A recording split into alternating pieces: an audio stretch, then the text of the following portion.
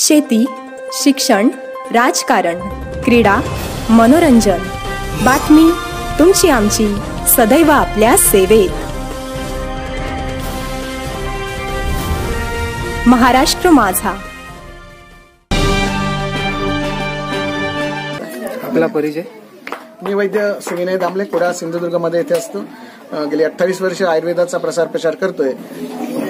आजचा जागतिक आरोग्य दिन, या जागतिक आरोग्य दिनाच्या निमित्ताने सगळ्यांना हार्दिक शुभेच्छा. सगळ्यांना निरामय, निरोगी आणि कोणत्याही औषधांशिवाय हे आरोग्य पुढचं उरलेलं आहे ते त्यांना उपभोगता यावं यासाठी मी भगवंताकडे प्रार्थना करतो. आज आपण औषधांवर एवढे अवलंबून राहिलेलो आहोत की आपलं खरं आरोग्य काय आहे, आमच्या आहारातनं मिळणारं जे औषध आहे हे आम्ही विसरून गेलोय. आमच्या मातीच्या भांड्यातनं आम्हाला आरोग्य मिळत होतं. आमच्या आजूबाजूच्या परसबागेमध्ये ज्या वनस्पती होत्या त्याच्यातनं आम्हाला आरोग्य मिळत होतं. आमच्या घरातला मिसळण्याचा डबा होता त्याच्यातनं आम्हाला आरोग्य मिळत होतं. आम्ही जे काही खेळ खेळत होतो, जी कामं करत होतो त्याच्यातनं आमचा व्यायाम होत होता. आम्ही हे सगळं घालवून टाकलं आणि नको तो व्यायाम जिम मधला आणतोय, नको ती भांडी निर्लेपची आणतोय आणि जे होतं ते सगळं सोडून नको ती औषधं खातोय ज्याच्यात केमिकल्स भरपूर आहेत. आणि अशी केमिकल्स युक्त आहार आपण घ्यायला लागलोय. त्यामुळे आज डायबिटीज वाढलाय किंवा थायरॉइड वाढलाय किंवा पीसीओडी वाढलाय किंवा संधिवात वाढलाय, हार्ट अटॅक वाढले, पॅरालिसिस वाढलाय. हे आजार वाढलेले आहेत. याचं कारण काय आहे तर आम्ही आमची जीवन पद्धत बदलली, हे एकमेव कारण आहे. जर आम्ही आमची पहिली जीवन पद्धत जर आणण्याचा प्रयत्न केला, निसर्गाशी जर जवळीक साधण्याचा प्रयत्न केला, निसर्गाकडनं जर 4 गोष्टी शिकून घेण्याचा प्रयत्न केला तर आपल्याला औषधांवर अवलंबून राहावं लागणार नाहीये. कोणत्याही रासायनिक पदार्थांच्या मागे आपल्याला धावावं लागणार नाहीये. आज फळं सगळी अडल्टेटेड झाली आहेत. पालेभाज्या सगळ्यांना रासायनिक खतांवर पिकवल्या जात आहेत. गायींचं महत्व आम्ही विसरून गेलोय. गायींचं महात्म्य आपल्याला समजून घेणं एकदा आवश्यक आहे. ह्या जर्सी आणि हॉस्टिन ह्या क्रॉस ब्रीड गायी ज्या आहेत यांच्यापेक्षा देशी गावठी गायी, ज्याला पाठीवर वशिंड आहे, अशा गायी ज्या असतात, ह्या गायींचं संगोपन, त्यांची जोपासना, दूध नाही मिळालं तरी चालेल, शेण आणि गोमूत्र ह्या 2च प्रॉडक्ट जर आपण वापरायचे ठरवले तरी सुद्धा त्यापासून आपल्याला भरपूर ताकद देणारे पदार्थ निर्माण होऊ शकतात. रोग मारणारे, जीवाणू विषाणू मारणारे जे काही धूर तयार व्हायला पाहिजे तो या आम्हाला गोमयातनं, म्हणजे आपण ज्याला गौरी म्हणतो, शेणी म्हणतो, त्याच्यातनं मिळत असतो. रोज सकाळ संध्याकाळ घरामध्ये दिवा लावावा, घरात 2 वेळा आरती म्हणावी, घरात 2 वेळा धूप घालावा आणि सगळ्यांच्या शुभकामना एकत्र येऊन जर आपण ईश्वराकडे मागितल्या तर आपल्याला आरोग्य नक्की चांगलं मिळणार आहे. शारीरिक आरोग्य, मानसिक आरोग्य, आध्यात्मिक आरोग्य, सामाजिक आरोग्य या 4ही आरोग्यांचा जर विचार केला तर आपण संघटित राहणं आवश्यक आहे. एकमेकांना शुभेच्छा देत आपल्याला पुढचे जे दिवस आहेत, हे येणारा काळ कसा असेल आपल्याला सांगता येत नाहीये. 2-3 वर्ष कोरोनाच्या काळात गेली, पुढे आणखीन महाकोरोना किंवा आणखीन दुसरा रोग येणारच आहे, हे मी आत्ताच सांगून ठेवतोय. आपली क्षमता वाढवायची म्हणजे रोगाची क्षमता आणि त्याची भीती बाळगण्याचं काहीच कारण होणार नाही. घाबरू नका, कुठच्याही परिस्थितीला सहजपणे सामोरं जा. सर्वशक्तिमान परमेश्वर आपल्या बरोबर आहे, तो आपल्याला निरोगी ठेवणारच आहे. त्या माध्यमातून तुम्हाला हा संदेश आरोग्याचा द्यावासा वाटला. बरं, जेनेरिक औषधांबद्दल आपलं काय मत आहे? जेनेरिक औषधं पण खूप चांगली असतात. औषधांची खरोखरच गरज असेल तर ती वापरायची. आज कंपन्या एवढ्या झालेल्या आहेत, वारेमाप उदंड पीक आले या औषधांचे असं म्हणण्यासारखी परिस्थिती आहे. प्रत्येक कंपनी आपला बिझनेस बघते.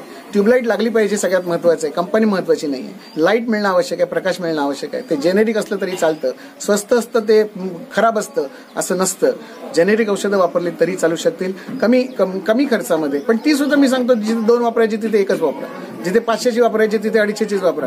मी अगदी स्पष्टपणे खुलेपणाने सांगतोय, डोस औषधांचे कमी करा. जेनेरिक औषधं सुद्धा नकोत, आयुर्वेदिक औषधं सुद्धा नकोत. फक्त आहार हेच औषध आहे आणि व्यायाम, नियमितपणे लोटांगण आणि प्रदक्षिणा असे जर साधे सोपे व्यायाम केले, ज्यांना जमतंय त्यांनी सूर्यनमस्कार घाला किंवा दंडजोर बैठका आहेत त्या करा. उंच उडी मारली तरी चालू शकतील, धावलात तरी चालेल, पण चालू नका. चालण्याने काही फायदा होत नाही, तोटा जास्ती होतो. आणि कुठचंही ऑपरेशन करण्यापूर्वी तुमच्या 2-3 डॉक्टरांचा सल्ला अवश्य घ्या आणि मगच ऑपरेशनचा निर्णय घ्या.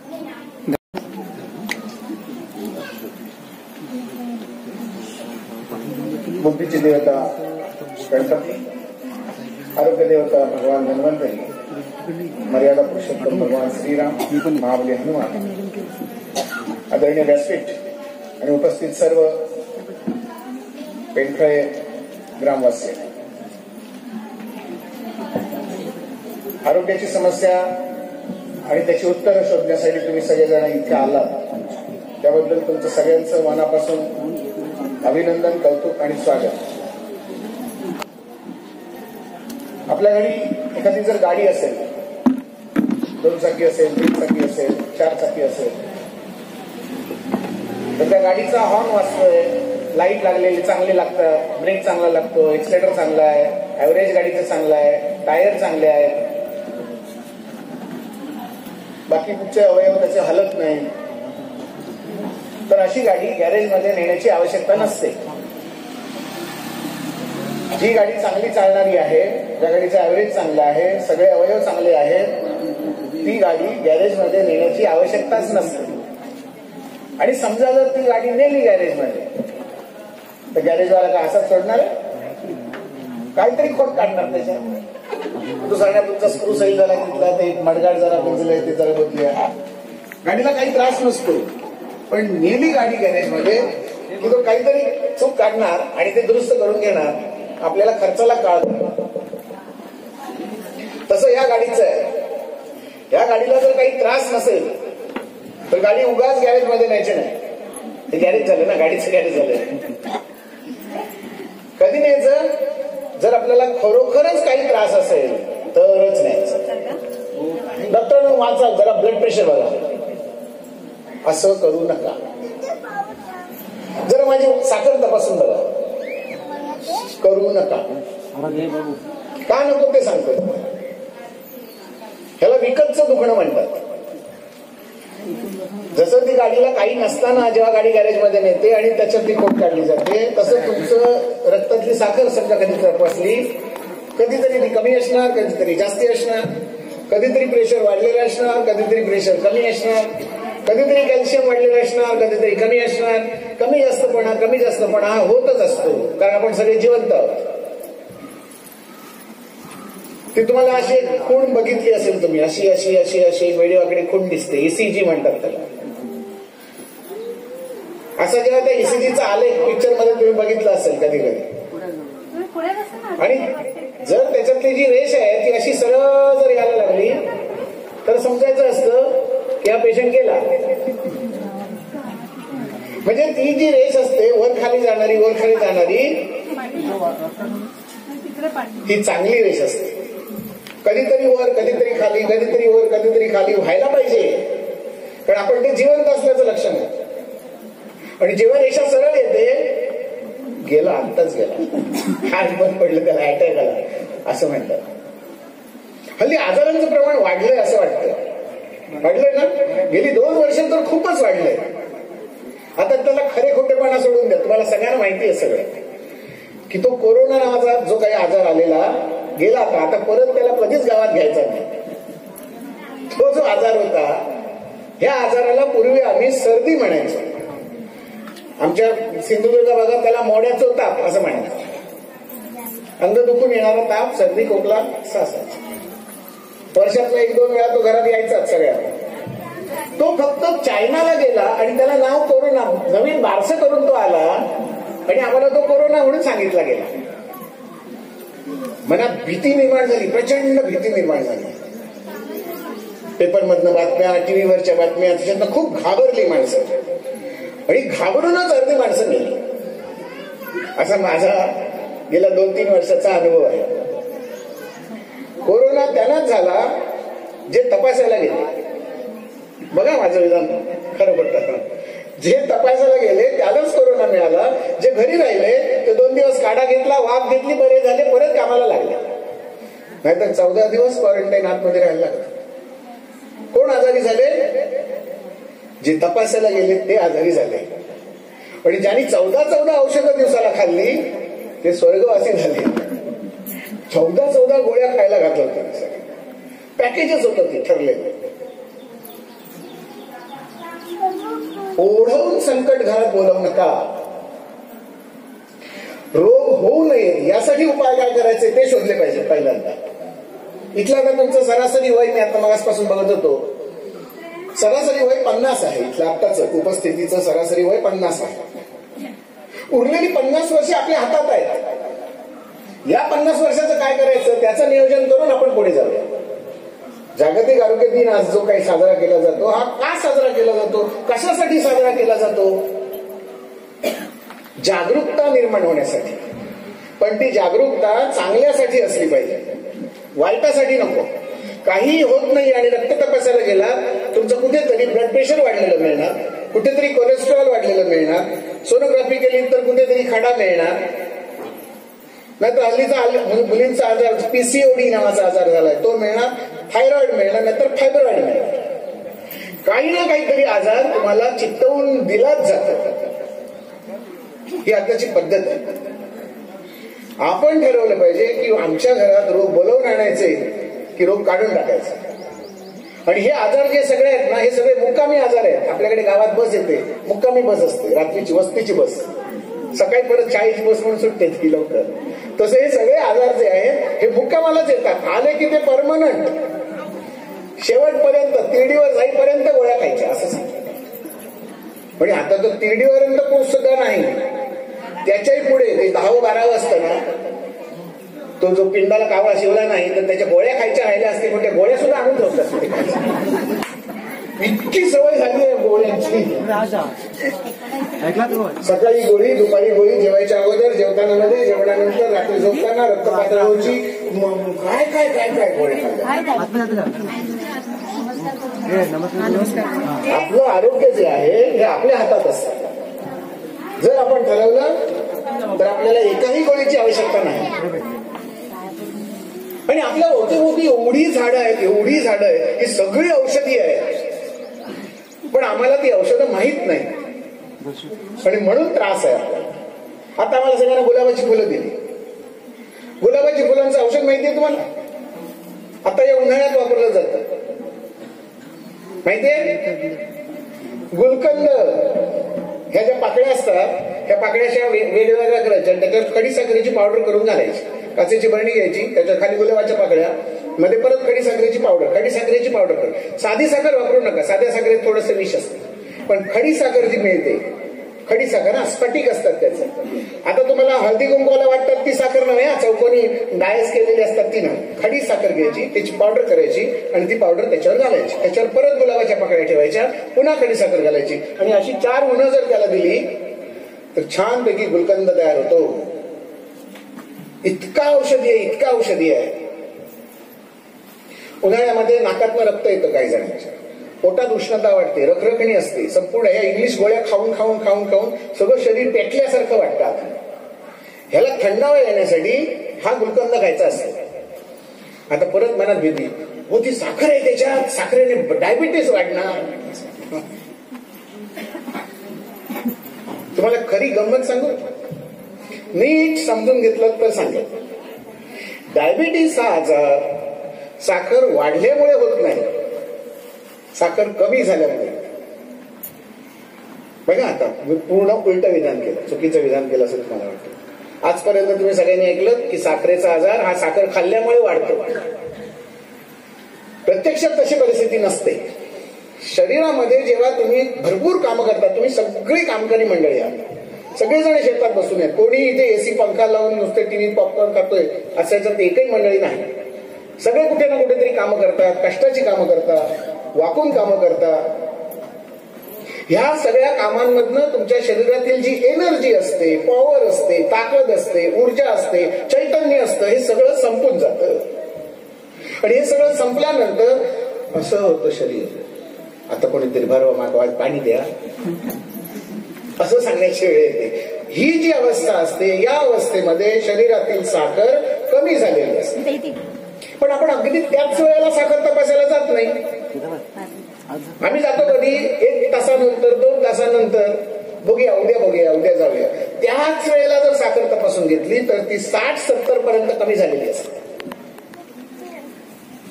आपलं शरीर जे आहे हे शरीर इतकं सुंदर जादूगार आहे, जादूगार. आणि या शरीरासारखे दुसरे यंत्र नाही. हा जो काही आतून बदल केला जातो तो आपल्या फायद्यासाठी असतो. आता ही साखर कमी झाली, किडनीला साखर कमी, मेंदूला साखर कमी, हृदयाला साखर कमी, सांध्याला साखर कमी, स्नायूंमधली साखर संपली. आता काय करायचं? आता आमच्याकडे गोडाऊन मध्ये लिव्हर नावाचा आपला एक अवयव आहे. या लिव्हर मध्ये काही साखर गोडाऊन स्टॉक मधून ठेवली जाते, रिझर्व्ह कोट्यामध्ये ठेवली जाते. आता ही रिझर्व्ह कोट्यातली जी साखर आहे ही सगळीच्या सगळी साखर एकदम बाहेर काढली जाते आणि आपली गरज भागवली जाते.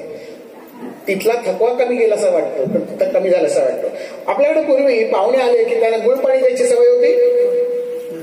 आता पाणी सुद्धा विचारत नाहीत कोण, सगळेजण टीव्ही बघतात नुसता. तो कोण पाहुणा आला कोण गेला त्याची पत्रिका ठेवली तो गेला वाटेल. पूर्वीची आपली पद्धत सगळ्यांचं स्वागत गुळ पाणी देऊन करायची होती. हे गुळ कोणी आणला तिथे मध्येच? गुळ हवाय. आता तुम्ही एवढ्या सगळ्या लांब ना आला, तुमच्या शरीरातनं घाम आला, तुमच्या सांध्यांना काम झालं, तुमचे मसल सगळे वापरले गेले, तुमच्या शरीरातील साखर कमी झाली, म्हणून इथे तीर्थप्रसाद घ्यायचा. ह्या तीर्थप्रसादाने तुम्हाला एनर्जी मिळणार आहे, ताकद मिळणार आहे, कारण तो गोड आहे. आपल्याकडचे सगळे सण आपण जे साजरे करतो ते गोड पदार्थ खाऊन करतो. असा एकही सण नाही ज्या सणांमध्ये आपण कडू किंवा तिखट किंवा खूप खारट असे पदार्थ करतो. असा एकही पदार्थ नाही. आंबोळी केली त्याच्याबरोबर रस असतोच असतो, घावणे केले त्याच्याबरोबर रस असतोच असतो, शेवया केल्या चिरवाया रस असतोच असतो, श्रीखंड असतं, पुरणपोळी असते, गुळपोळी असते, काही नाही लग्नाला लाडू वाटले जातात. हे सगळे गोड पदार्थ आपण खाऊन आपल्याला ताकद येत असते. आणि तुम्ही हे गोड पदार्थ जर भीतीपोटी बंद केले तर शरीरातलं पेट्रोल तुमच्या सगळं संपून घेत, गाडी सगळी रिझर्व होत्या. कशी येणार ताकद सांगा मला? ताकद येण्यासाठी तुम्हाला गोड पदार्थ खाल्ले पाहिजे. आयुर्वेद सांगतो 6 चवींपैकी सगळ्यात मोठी चव जी आहे ती गोड चव आहे. गोड खाल्लंच पाहिजे. उन्हाळ्याच्या दिवसात तर खाल्लंच पाहिजे. आणि त्या गोडाबरोबर आंबट पण पाहिजे आणि खारट पण पाहिजे. तत्राज्ञान असं सांगितलं. गोड, आंबट आणि खारट हे 3 पदार्थ जे आहेत, हे 3 पदार्थ उन्हाळ्याच्या दिवसामध्ये तुमच्या जेवणात जास्ती पाहिजे. तुम्ही म्हणणं सगळं उलट सांगता. तुम्ही डॉक्टर सांगतात आंबट खाऊ नका, तिखट खाऊ नका, तेलकट खाऊ नका, नारळ खाऊ नका, शेंगदाणे खाऊ नका, गुळ खाऊ नका, साखर खाऊ नका, आमच्या गोळ्या फक्त खात राहा आयुष्यभर. चुकतंय कुठेतरी. काय चुकतंय हे सांगायला मी तुमच्याकडे आलोय. पुढची 50 वर्ष जर आपल्याला चांगली निरोगी, आणि मला तुमची काळजीच नाहीये. तुम्ही सगळे म्हणणार आमची अर्धी लाकडं गेली मशना, आता आमच्या सांगून काय उपयोग? मला हा जो गट आहे इथला हा सगळ्यात महत्वाचा वाटतो. भारताचे भावी आधारस्तंभ जे आहे, ज्यांच्या हातावर आपण सगळा भारत देणार आहोत पुढे आम्ही गेल्यानंतर, आमचे फोटो येतले काहीतरी, ही तरुण पिढी असणार आहे. या तरुण पिढीला आजार होऊ नये यासाठी काय उपाय आहे तुमच्याकडे? त्याला ब्लड प्रेशर येऊ नये, त्याला डायबिटीस होऊ नये, याला कॅल्शियम कमी पडता नाही, त्याला आणखी किडनी खडा होता नाही, त्याचं पित्ताशय चांगलं राहिलं पाहिजे. काय उपाय आहे तुमच्याकडे? ह्याच्यातला एकही उपाय आम्हाला माहित नाही. ते उपाय सांगायला मिळाले. डायबिटीस होऊ नये म्हणून काय करायचं? ब्लड प्रेशर वाढू नये यासाठी काय करायचं? थायरॉइड वाढू नये यासाठी काय करायचं? कॅन्सर होऊ नये यासाठी काय करायचं? डायलिसिस करायला लागू नये यासाठी काय करायचं? आज माझ्याकडे राजापूर तालुक्यातनं कॅन्सर आणि डायलिसिसचे पेशंट खूप येत आहेत कुडाळमध्ये. प्रमाण वाढलंय, डायलिसिस करण्याचं प्रमाण वाढलंय. का वाढलं? आपण नको तेवढी औषधं खातोय. जरा पेकात दुखायला लागलं, डॉक्टर इंजेक्शन, डॉक्टर गोळी, लाल गोळी, पिवळी गोळी, हिरवी गोळी, मागच्या वेळी गेलेलं तीच गोळी होती आणि त्यात लाल इंजेक्शन 2 द्या, एक इकडे एक इकडे. आम्हाला हौस खूप झाली औषधं खायची. जरा म्हणून सहनशक्ती राहिली नाही. जरा ताकद सहन करा. पूर्वीची माणसं माडाच्या झाडावर, नारळाच्या झाडावर चढायची आणि वरनं खाली पडायची, असं पुसायची आणि परत दुसऱ्या नारळावर चढायची. आता बाई बाथरूम मध्ये घसरून पडली तरी कमरेचं हाड मोडला आणि हात मोडलो, जास्त बंद काम. एवढी ठिसूळता कुठून आली हाडांमध्ये तुमच्या? पूर्वी म्हणजे मी फार पूर्वी जात नाहीये, 30-40 वर्षापूर्वीची गोष्ट सांगतोय मी तुम्हाला. हाडं मजबूत होती सगळ्यांची. ही सगळी हाडं ठिसूळ झाली का? कारण जेवणातलं तेल आम्ही कमी वापरायला सुरुवात केली. जेवणात तेल भरपूर वापरा. काहीतरी हे डॉक्टरच असत ना, कोणा काढला तुझं? तेल जेवणात पाहिजे. बिजागरामधलं जर तेल कमी झालं तर बिजागर आवाज करतील की नाही? बिजागर माहिती आहे ना, बिजागरच म्हणतात ना, बिजागरी जी असते ती दरवाजाची, खिडकीची. आता जमाना इतका बदलला की ती बिजागिरीची दरवाजे आणि बिजागिरीच्या खिडक्या पण गायब झाल्या. त्या अशा नुसत्या सरकवायच्या नाही, सरकवायच्या, त्याला सुद्धा बिजागरे नाही. त्यामुळे आता डॉक्टरांकडे गेला, काय नाही, गुडघा बदलूया. अरे गुडघा बदलूया, एवढं साधं सोपं आहे. मला तर काही दिवसांनी असं वाटतंय डोकं दुखायला बदलून टाकू डोकं, असं सांगणार डॉक्टर. जे अवयव दिलेले आहेत ते सगळेच्या सगळे शाबूत ठेवून वर जायचं. तो वर गेल्यानंतर विचारणार, अरे तुझा गर्भाशय गेला खर, काढल्यानी, पित्ताशय काय काढल्यानी, किडनी एक काढल्यानी, कोण एक कोण मडको बदललं जाऊ माझं, हाड एक मोडलेला असा, प्लेट दिली त्या कहर, राहिलं काय सगळं पोकळ शरीर घेऊन वर. तो म्हणतो परत घ्या जन्म, आणि सगळे अवयव परत आणून द्या माझ्या मला. जसं शरीर आलेलं आहे तसंच्या तसं परत त्या ईश्वराकडे पोचवायचं. बदला बदलीमध्ये काही करायची नाही. हा अगदी आपलं कॅटरॅक्टचं ऑपरेशन करून घ्यायला हरकत नाही. कॅटरॅक्टचं ऑपरेशन करून घ्या, चांगलं असतं, दुसऱ्या दिवशी दिसायला सुरुवात होते. आणि आताचं टेक्नॉलॉजी खूप चांगली आहे, त्यामुळे मोतीबिंदूचं ऑपरेशन करायचं असेल करून घ्या. पण हे जे काही बदला बदलीचे प्रकार आलेत ना त्याच्या भानगडीत पडू. गुडघा बदलूया, मणका बदलूया, पित्ताशयात खडा झाला म्हणून पित्ताशयच काढून टाकलं जातंय. खडा होऊ नये यासाठी काय, काही नाही, झाला तर झाला, काढून टाकू. आजार वाढण्याची कारण कुठे आहेत? कारण माझ्या हातात आहे. पाणी हे सगळ्यात मोठं आजाराचं कारण आहे. मगाशी मी सांगितलं तेल जास्ती वापरा आणि पाणी कमी प्या. आज तुम्हाला बरोबर उलट सांगितलं. काय सांगितलं? पाणी भरपूर प्या आणि तेल कमी घ्या असं सांगितलं जातं. आयुर्वेद असं सांगतो की पाणी गरज असेल तेवढंच घ्या, तेल भरपूर वापरा. ताकद पाहिजे असेल तर सांध्यांमध्ये वंगण पाहिजे. आणि वंगण जर नसलं, गाडीमधलं इंजिन मधलं ऑइल संपलं तर गाडी कडकड कडकड कडकड. पाणी पिल्यानंतर किती वेळात बाहेर पडतं? 2 तासात. सगळं केलं 2 तासात जर पाणी बाहेर पडत असेल, पण तेल जर प्याला तर ते तेल 7 ते 8 तास शरीरामध्ये राहतं. शरीरातला वॉटर बॅलन्स, जलमहाभूत पाण्याचा अंश जो शरीरात राहायला पाहिजे तो पाण्यापेक्षा तेलात जास्ती आहे. आता मी तेल घ्यायला सांगतोय म्हणजे आता बरं झालं, आता वडो खाऊ हरकत नाही, भजी खाऊ हरकत नाही असं नाही सांगत मी. तेल म्हणजे तेलच सांगतोय, प्यायला सांगतोय. तेल प्यायला पाहिजे. आमच्या ह्या जुन्या परंपरा आहेत, आजीला माहिती असेल, ज्यांचं वय 60 होऊन गेलेलं आहे त्यांना माहिती होतं आमच्याकडे पूर्वी भाकऱ्या थापल्या जायच्या. आता सगळ्यांच्या चपात्यांवर आली सगळी. भाकरीमध्ये जेवढं पोषक अंश आहे तेवढं चपातीमध्ये नाही. कारण भाकरी आपल्या तांदळाची असते आणि चपाती करायला लागते गव्हाची. गव्हाची शेती सोलगावमध्ये होते की पेंडकळ्यात होते सांगा मला? कोणाची आहे इथे गव्हाची शेती आहे? पेंडकळ्यात कोणी लावलाय गहू? का नाही? जर आम्हाला गहू रोज खातोय तर आम्हाला पेंडकळ्यात गव्हाची शेती करायला पाहिजे. पण आमच्या जमिनीमध्ये होत नाही. आमच्या जमिनीमध्ये जे होतं ते आमच्यासाठी असतं, हा नियम आहे. आपण जिथे राहतो तिथपासून 50 किलोमीटरच्या परिघामध्ये जे असतं ते आपल्यासाठी असतं. साधा नियम लक्षात ठेवा. आपण जिथे राहतो तिथनं 50-60 किलोमीटरच्या परिसरामध्ये ज्या भाज्या असतात ते आपल्यासाठी, जे धान्य असतं ते आपल्यासाठी, जे तेल असतं ते आपल्यासाठी. तुमच्या गावात कोबीची शेती होते का? कोबी नाही, पण कोबी मंचुरियनचा गाडा असेल ना, गोबी मंचुरियन तुम्हाला मिळणार. कोबीचा गाडा आपल्या गावामध्ये शक्यतो नाही. कांद्याची भजी चालते, आपल्याकडे कांदा होतो, आपल्या या जमिनीमध्ये कांदा होतो, चांगल्यापैकी होतो, तूर होते चांगल्यापैकी, तांदूळ होतो, नाचणी होते. जी आपल्याकडे होणारी धान्य आहेत ती वापरावी, त्याने गावाचा पण विकास होईल. आम्ही नको त्या मध्य प्रदेशमधनं किंवा हरियाणामधनं गहू आणतोय आणि पेंडखळ्यात खातोय. हा गहू पचत नाही आणि या गव्हानेच कोलेस्ट्रॉल वाढतं, या गव्हानेच ब्लड प्रेशर वाढतं. हे तुम्हाला कोणी सांगितलेलंच नाही.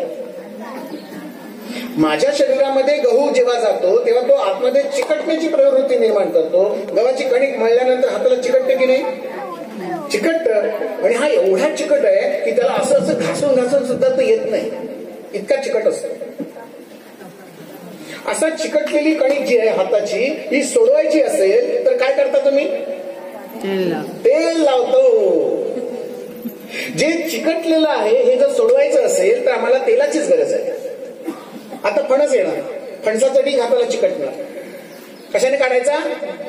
तेलाने काढायचा. जे चिकटलेलं आहे ते काढण्यासाठी आपल्याकडे तेलाचा वापर परंपरेने केला जातो. हजारो वर्ष झाली. आम्हाला शिकवलेलं नाही, कुठच्या टेक्स्ट बुक मध्ये नाहीये, शाळेत शिकवलं जात नाही. फणसाचा ढीग हाताला चिकटू नये म्हणून हाताला तेल लावावे असा कुठचा धडा नाही का? आमच्या आजीने केलं, आमच्या पडजीने केलं, आमच्या घरामध्येच आहे, परंपरेमध्ये आहे. हे आरोग्य आपल्या परंपरेमध्ये होतं. मग ह्या ज्या परंपरा आहेत ह्या जपल्या पाहिजेत, जोपासल्या पाहिजेत. इथे जैतापूरला माझी मावशी राहायची. जैतापूर गाव जे आहे तिथे माझी मावशी राहायची. मावशीकडे आम्ही वर्षातनं एकदा यायचो. त्या मावशीकडे एक दूध तापवायची खिडकी होती. खिडकी एवढ्या लांबीची खिडकी होती आणि मध्ये त्याला एवढं भोक होतं, एवढं हे जेवढं आहे ना तेवढं एवढं भोक होतं. त्याला त्या बाजूने निखारे घालण्यासाठी सोय होती आणि इकडनं दूध बाहेर जाण्यासाठी एक दुराडं होतं. ती जी खिडकी होती त्या खिडकीमध्ये जे भोक होतं त्या भोकामध्ये बरोबर बसेल अशी पातेली होती आणि त्या पातेलीमध्ये ते दूध ओतून ठेवायचे. दूध वेगळं तापवावं लागत नव्हतं. त्या पातेल्याचा आकार एवढा होता की त्या बरोबर खड्ड्याला बरोबर मॅच व्हायचा. त्याच्यावर निखारे घालायचे आणि त्याच्यावर ते पातेले ठेवायचं आणि नुसतं झाकण ठेवून द्यायचं. दिवसभर ते दूध गरम राहायचं. या दुधाला धुराचा वास यायचा आणि तेवढी जाड साई यायची. हळूहळू हळूहळू ते तापत होतं. आता आम्ही ते गॅस मोठा ठेवतो कारण ती सिरियल संपलेली, संपायला नको, सिरियल बघायची असते आणि दूध पण गुतू जायला नको. गोजीरवाण्या घरात लाजीरवाण्या सिरियल बघतो आपण आणि बघतो काय, एकाची बायको दुसऱ्यावर पळून गेली, दुसऱ्याचं लपड तिसऱ्या बरोबर. मुलांवर काय संस्कार करणार सांगा मला? मानसिक आरोग्य चांगलं राहणं आवश्यक आहे. संध्याकाळ झाली, पूर्वी घरामध्ये शुभंकरोती म्हटली जायची, देवाकडे दिवा लावला जायचा, घरातल्या सगळ्या मोठ्यांना नमस्कार केला जायचा, एक उदबत्ती लावली जायची, तुळशीकडे एक दिवा लावला जायचा. तुळशीकडे दिवा का लावला जायचा? बाहेरून येणाऱ्यांना प्रकाश पाहिजे म्हणून तुळशीकडे दिवा लावायचा आणि उंबरठ्यापर्यंत तो प्रकाश पडायचा. उंबरठ्यावर एक दिवा, पायऱ्या दिसाव्यात म्हणून, आणि आतपर्यंत तो प्रकाश जायचा. आणि हे जे दिवे लावले जात होते ना, या दिव्यांवर बाहेरचे कीटक यायचे आणि त्या ज्योतीमध्ये जळून नष्ट व्हायचे. जसे हे मोठे कीटक येतात आणि त्या ज्योतीमध्ये जळून जातात, तसे छोटे कीटक पण येतात आणि त्या ज्योतीमध्ये आत्मर्पण करतात आणि ते मरून जात असतात. वातावरणामध्ये असलेले व्हायरस आणि बॅक्टेरिया जे डोळ्याला दिसत नाहीये ते त्यांना दिसत असते ती ज्योत, आणि ते सगळे व्हायरस बॅक्टेरिया त्या ज्योतीकडे आकर्षित होत असतात आणि त्या ज्योतीमध्ये ते जाऊन मरतात. म्हणून कोरोना नव्हता पूर्वी. आमच्या घरात रोज सकाळ संध्याकाळ धूप घातला जात होता. सकाळी एकदा धूप, संध्याकाळी एकदा धूप. हा घरात सुरू ठेवा, अखंड सुरू ठेवा. आमच्याकडे नवरात्रीच्या निमित्ताने 9 दिवस नवरात्रामधला दिवा अखंड नंदादीप ठेवला जायचा. 9 दिवस अखंड तेलाचा दिवा. आता हे तेल कोणतं? जे आपण राहतो, आपल्या जवळपास जे मिळतं ते तेल आपल्यासाठी. साधा नेम लक्षात घ्या, कुठेही सफोलाच्या मागे जाऊ नका. आज तुम्हाला डॉक्टर सांगतील सफोला नावाचं तेल घ्या, परवडत नाही आणि तुमच्या प्रकृतीला मानवणार नाही, कारण तुमच्या बापजाद्यांनी ते खाल्लेलं नाही. माझ्या आई वडिलांनी खाल्लं तेच माझ्यासाठी खायचं. साधा नियम लक्षात ठेवा. माझ्यासाठी पथ्य काय, मी काय खायचं आणि काय नाही, एक नियम सांगतो, फक्त एक नियम लक्षात ठेवायचा. माझ्या आई वडिलांनी जे खाल्लं ते मी खायचं. कारण मी जेव्हा आईच्या पोटात होतो तेव्हा आईच्या पोटातल्या सगळ्या त्या पोषक अंशांनी माझं शरीर पुष्ट झालं. मला माझ्या शरीराला माहिती होतं की माझ्या आईने जे खाल्लेलं आहे ते कसं पचवायचं. आता वर्ण येतोय चीज, पिझ्झा, बर्गर, असं वर्ण खाली पडतंय. माहितीच नाहीये ते पचवायचं कसं आमच्या शरीराला. मग ते काय होतं, मग ते बाजूला जातं, सायडिंगला जातं, इथे इथे असं वाढायला लागतं. पोट इकडे वाढतं, कंबर इकडे वाढते आणि मग येतात डॉक्टर, जरा वजन कमी करण्यासाठी काहीतरी द्या, पोट जरा खूपच सुटले. वाढवून ठेवायचं तुम्ही आणि कमी करायचं आम्ही, आणि परत शिवाय आम्हाला डॉक्टरनं तुमच्या गोळीचा गुण आला नाही, बारीक झाला नाही पोट बारीक होण्यासाठी औषधांची गरज नसते. पोट बारीक होण्यासाठी पोट हल्लं पाहिजे, चुकलं गेलं पाहिजे, तर पोट बारीक होणार.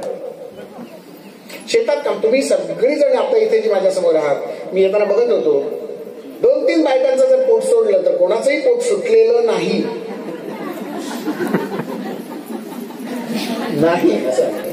तुमचं कौतुक करतोय. हे का करतोय कौतुक? कारण तुम्ही खूप चांगलं काम करताय आणि हे काम वाकून काम करताय. ज्यांच्या घरात पोटा आला त्यांची पोटं सुटली, ज्यांच्या घरात पोटा आला त्यांची पोटं सुटली. ज्यांच्या घरात पाणी दूध भरून आणायला लागायची त्यांची पोटं सुटत नव्हती, त्यांना डायबिटीस होत नव्हता. भरलेली घागर जेव्हा अशी भरून आणायची इथे अशी दाबलं जात होतं ना पोटात मध्ये. हो, आता तांबे उचलून येणार नाही कोण, हातात गोळ येतात. कमरेवर एवढी घागर भरून आणायची, असं दुडून डोक्यावर एक घागर, हातामध्ये एक बायडी. हा किती सुंदर व्यायाम होता. आणि पाणी इथे तर पाणी खूप खोल आहे, आमच्याकडे पाणी खूप वर आहे. एवढं सगळं पाणी खालचं ओढून काढायचं असतं. आधी वाकायचं, मग ते पाणी ओढून आणायचं, कमरेवर ठेवायचं. आता इथे जिथे कंबर तुमची दाबली जाते ना, इथेच पॅनक्रियाज नावाचा एक अवयव आहे. या पॅनक्रियाज मधनं बाहेर पडणारा एक रस आहे, त्याला इन्शुलिन म्हणतात, ज्याचा डायबिटीसशी संबंध आहे. जर डायबिटीस व्हायला नको असेल तर ह्या दोन्ही कुशी ज्या आहेत ना, ह्या कुशी अशा दाबल्या गेल्या पाहिजे, अशा दाबल्या गेल्या पाहिजे, तर त्या पॅनक्रियाज मधनं रस बाहेर पडेल, ज्याला इन्शुलिन म्हणतात. आज डॉक्टरांकडे गेलात तर डायबिटीस म्हणजे काय, तर इन्शुलिन सिक्रेट होत नाही, पण इन्शुलिन बाहेर न घ्या म्हणून सांगतात. किती चुकीची गोष्ट आहे सांगतात. तुम्हाला वाटताना सोपं वाटतंय की इन्शुलिन संपलं, इन्शुलिन घ्या. विहिरीतलं पाणी संपलं तर काय करायचं? विहीर आहे, विहिरीत पाणी आहे आणि विहीर उन्हाळ्यामध्ये सुकते. विहिरीतलं पाणी सगळं संपून जातं, आटते विहीर. का आटते? त्याच्यातले जे झरे असतात हे झरे बंद होतात, किंवा झऱ्यांच्या तोंडावर चिखल बसतो, गाळ बसतो, माती बसते, दगड बसतात. त्यामुळे येणारे झरे सगळे बंद झाले, म्हणून विहिरीचं पाणी आटलं. आता काय करायचं? बाहेरनं टँकर आणायचं आणि विहिरीत ओतायचं. किती दिवस करणार? 8 दिवस, 15 दिवस, महिनाभर. पुढे काय? गरज आहे त्या विहिरीचे झरे मोकळे करण्याचे. ते जे काही अडकलेला चिखल आहे, गाळ आहे, दगड आहे, ते सगळे उसकून टाका. थोडेसे त्रास होईल, पण एकदा जर उसकून टाकले तर येणाऱ्या झऱ्याचं पाणी तुम्हाला आयुष्यभर पुरणार आहे. पुढे शरीरामध्ये देखील असे झरे असतात, वेगवेगळे झरे आहेत शरीरामध्ये. डोळ्यामध्ये झरा सगळ्यांनाच माहिती आहे. डोळ्यातला झरा काय येतं त्याच्यातनं? अश्रू, पाणी येतं. जरा वाईट वाटलं तर डोळ्यातनं पाणी येतं. आईची आठवण आली, माहेरची आठवण आली की डोळ्यातनं पाणी येतं. भावाचा फोन आला की डोळ्यातनं पाणी येतं. कोणाची माहीत बातमी कळली तर डोळ्यातनं पाणी येतं. भावनांशी संबंधित आपण जेव्हा मनाला जागृत करतो तेव्हा डोळ्यातनं पाणी येतं. हा डोळ्यात असलेला झरा आहे, अश्रूंचा झरा. तोंडामध्ये झरा आहे, ज्याला मी लाळ म्हणतो. ही लाळ देखील पोटात जायला पाहिजे, भरपूर प्रमाणात पोटात जायला पाहिजे. जर लाळ पोटात चांगली गेली तर डायबिटीस होणार नाहीये तुम्हाला. आता मी लाळ पोटात गिळतच नाही. पान खा खा खायचं,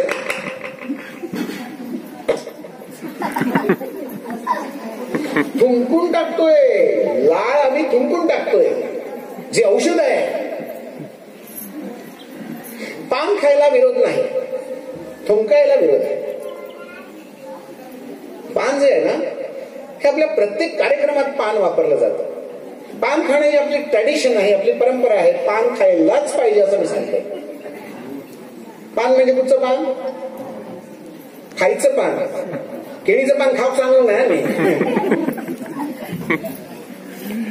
खायचं पान जे आहे, विड्याचं पान जे आपण देवाकडे ठेवतो, ती 2 पानं, त्याचा देठ काढायचा, त्याचं टोक काढायचं, वरच्या शिरा काढायच्या, त्याला थोडासा चुना लावायचा, त्याच्यात थोडीशी सुपारी घालायची, थोडासा कात घालायचा, घालणार असाल तर लवंग, वेलची आणि बडीशेप सुद्धा चालते. ते गुंडाळायचं आणि चावून चावून दोन्ही बाजूने रस गिळून टाकायचा, चौथाही गिळून टाकायचा. 10-12 वेळा जर चावलं तर रस चांगला तयार होतो. हा रस पचनाला मदत करणारा असतो आणि डायबिटीस व्हायला देतो. सोपा उपाय. पूर्वी आम्ही खात होतो, परंतु आज डॉक्टर सांगतात पान खाऊ नका. का खाऊ नका सांगतात? त्याचं कारण मगाशी सांगितलं की ते तुम्ही थुंकून टाकताय. थुंकल्यामुळे तोंडातली लाळ बाहेर जाते आणि प्रतिकार शक्ती कमी होते. बाहेरचं सगळं वातावरण प्रदूषित होतं, हा दुसरा भाग. तुमच्या तोंडातले जंतू देखील बाहेर पडतात. तुमच्या तोंडातला टीबी देखील बाहेर पडतो. तो दुसऱ्यांना कारणीभूत होऊ शकतो टीबी व्हायला. थुंकायचं नाही आणि पानही खायचं. मग काय करायचं? चावायचं आणि गिळून टाकायचं, चावायचं आणि गिळून टाकायचं. तंबाखू नाही. तंबाखू खायला मी सांगितलेला नाही. मी पान खायला सांगितलं. सोयीस्कर अर्थ काढू नका. नाहीतर डॉक्टरनी पान खायला सांगितलं.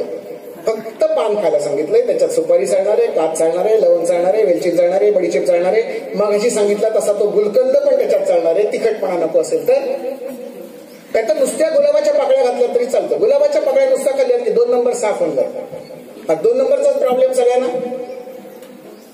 अर्धा तास त्या संडासमध्ये बसतात, येतच नाहीत बाहेर. अर्धा तास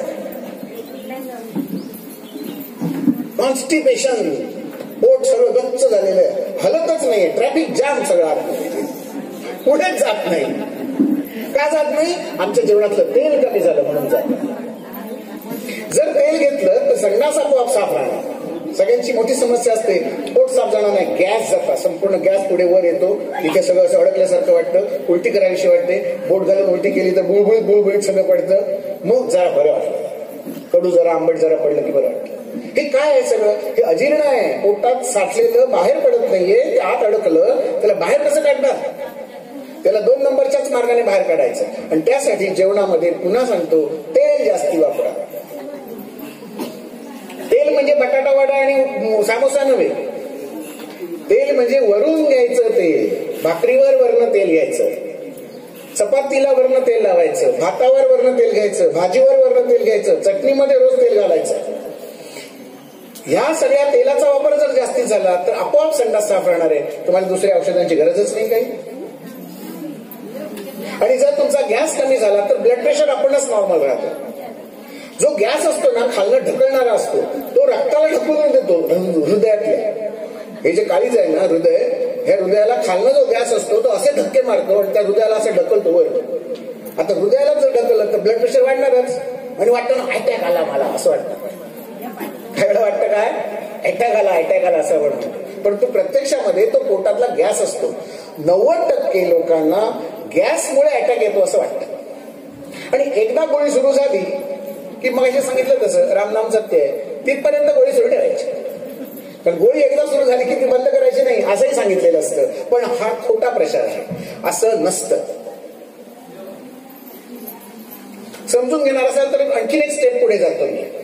ब्लड प्रेशरची गोळी घेतल्यानंतर शरीरामध्ये नेमकं काय होतं हे सांगतो. रक्तदाबाची खूप भीती बाळगताय, एवढी भीती बाळगू नका. आयुर्वेदामध्ये हा रोगच सांगितलेला नाही, ती एक अवस्था. मी 4 वाक्य बोलतो आणि तुमचं प्रेशर वाढवून दाखवतो. 4 वाक्य बोलतो फक्त. प्रेशर वाढवणं म्हणजे नाडीचे ठोके वाढवणं. तुम्ही तिथे बसलाय, मी इथे आहे उभा, तरी तुमचे ठोके मी वाढवून दाखवू शकतो. 20 ठोके वाढतील. काय वाक्य बोलणार मी? 4.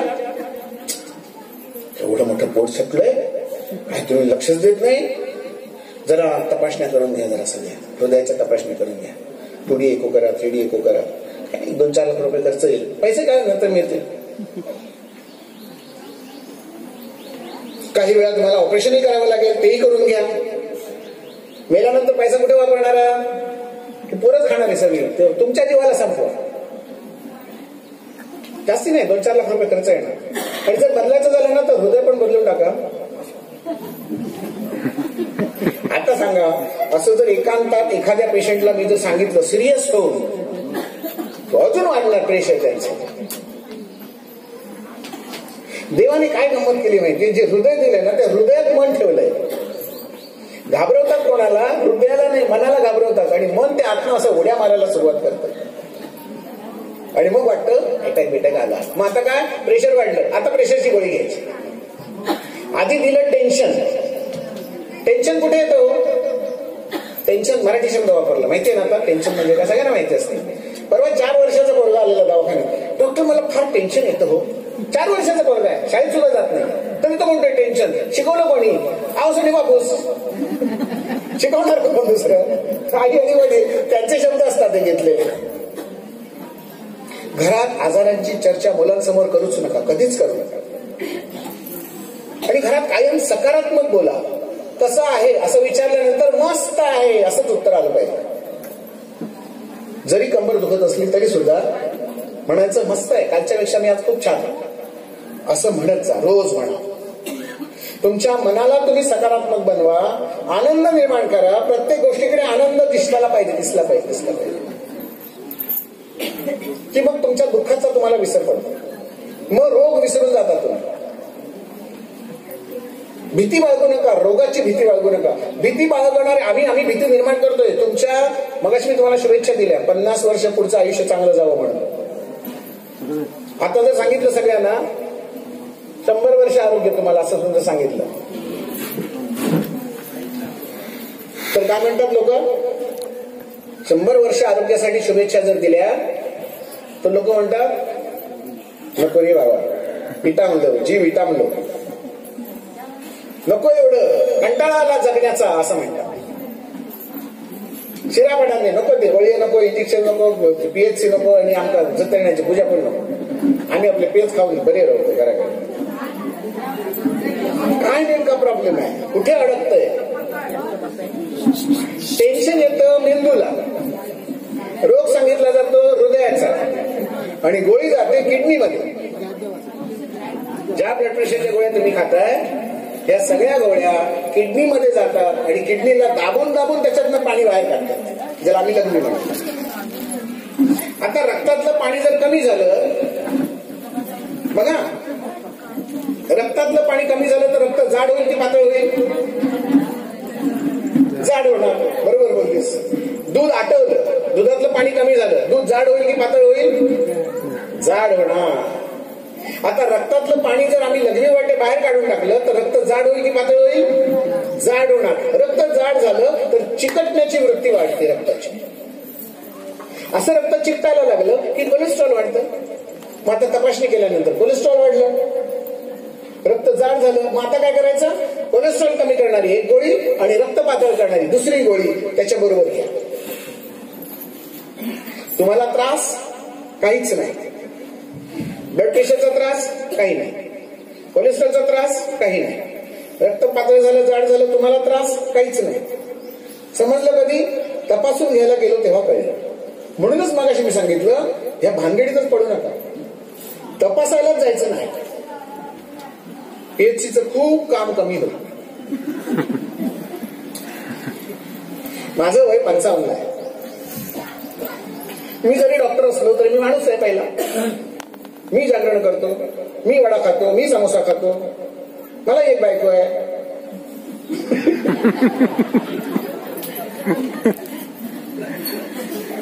मला काय घरात टेन्शन नसतं. पण या 22 वर्षामध्ये मी एकही गोळी खाल्लेली नाही. आयुर्वेदिक पण नाही, मला औषधं फुकट मिळतात. आता माझं ब्लड प्रेशर तपासायला मला काही डॉक्टरला फी द्यायला हवी? फुकट. माझं ब्लड प्रेशर मी कधी तपासू शकतो. माझं ब्लड प्रेशर किती आहे मला माहितच नाही. माझं कोलेस्ट्रॉल किती आहे मला माहितच नाही. माझी शुगर किती आहे मला माहितच नाही. मी गेलोच नाही कधी, भानगडीतच पडलो. उगाच वाघाच्या गुहेत शिरा कशाला?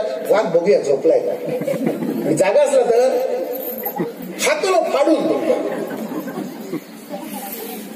विषाची परीक्षा बघायची नाही. ज्याचा आपल्याला त्रास नाही त्या भानगडीतच पडायचं. कधीतरी वाढणार, कधीतरी कमी होणार, हा निसर्ग आहे हे विसरू नका. हे तुम्हाला सांगत नाही डॉक्टर. कवसातलं वाक्य जे आहे हे सांगत नाहीत. आणि मग भीती निर्माण होते आणि मग तुम्हाला वाटतं की आयुष्यभर गोळ्या घ्यायला पाहिजे. असं करू नका. नेहमीचं जेवण तुमचं जे आहे हे रेग्युलर जेवण तुमचं जे आहे असंच्या असं जेवण सुरू ठेवा. त्याच्यातला एकही पदार्थ बंद करू नका.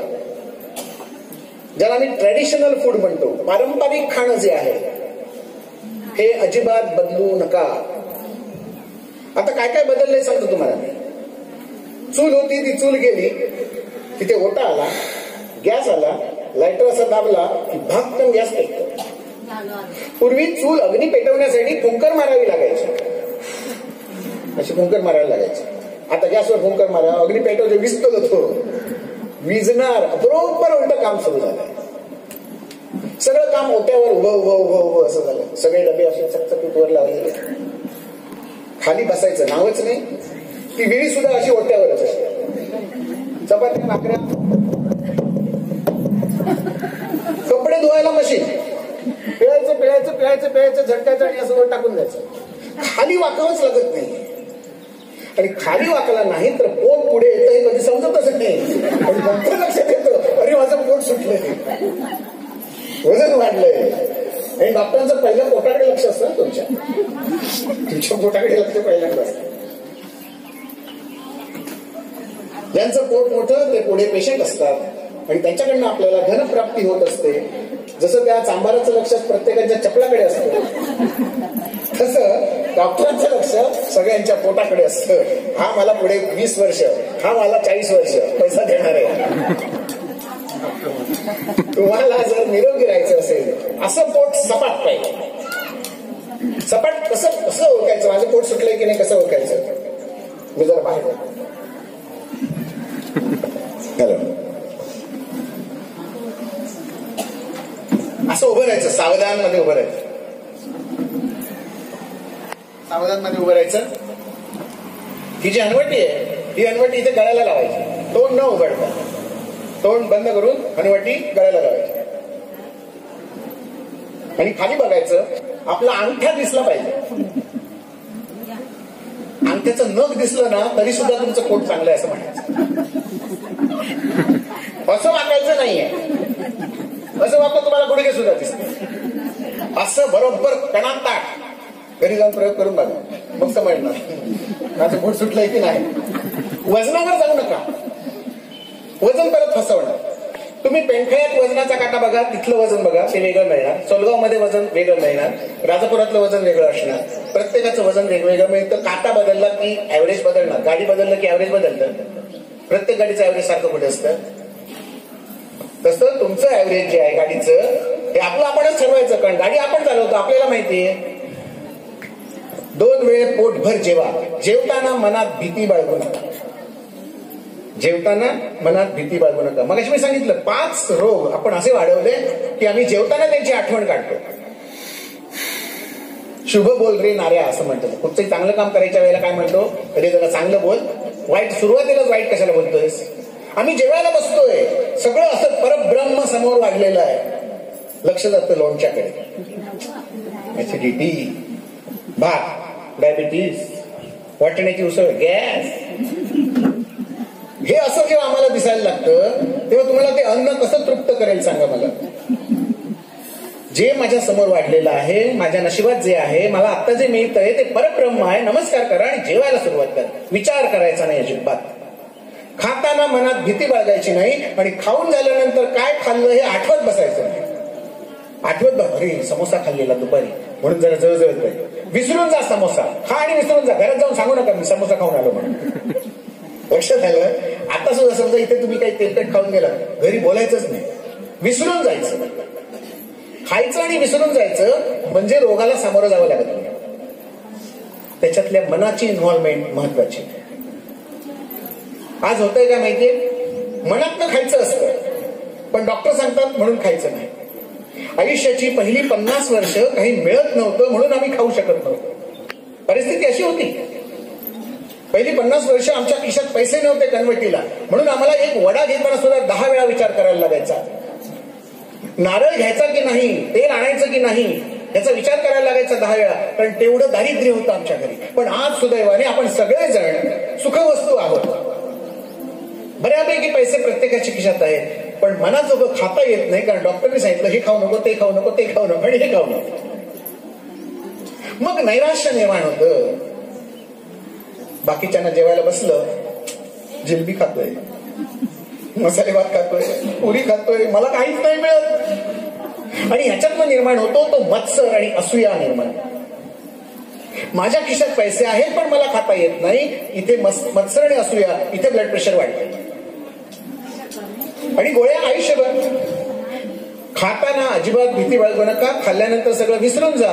जे काही एक्स्ट्रा झालेलं असेल ते कमी करायला पाहिजे. मगाशी मी डायबिटीस सांगितला, त्याची पुढची एक अवस्था सांगतो फक्त, कारण तो विषय अर्धवट नको. मगाशी मी वाक्य बोललो की डायबिटीस हा साखर कमी झाल्यामुळे होणारा रोग आहे. गैरसमज नको, मी तो गैरसमज दूर करतो.